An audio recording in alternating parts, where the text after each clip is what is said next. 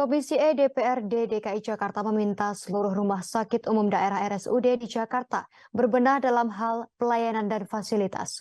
Hal itu sebagai langkah menanggapi pernyataan Presiden Joko Widodo terkait banyaknya warga yang berobat ke luar negeri. Sementara itu, anggota Komisi E DPRD DKI Imam Mahdiah meminta peningkatan fasilitas medis harus diikuti dengan peningkatan kualitas tenaga medis.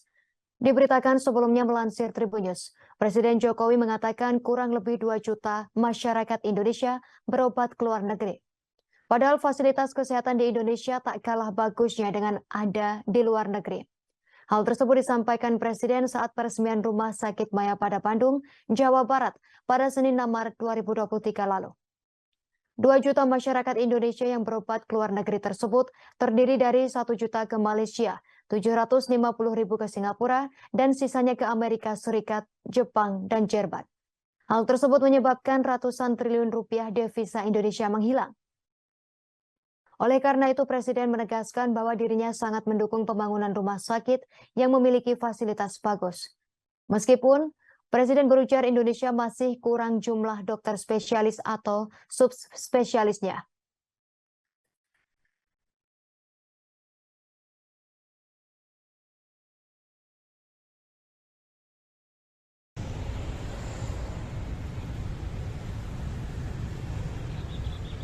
Pergi berobat ke luar negeri apabila sakit. Padahal kita memiliki rumah sakit seperti ini. Hampir 2 juta. 1 juta, kurang lebih 1 juta ke Malaysia, kurang lebih 750.000 ke Singapura, dan sisanya ke Jepang, ke Amerika, ke Jerman, dan lain-lain. Mau kita terus-teruskan.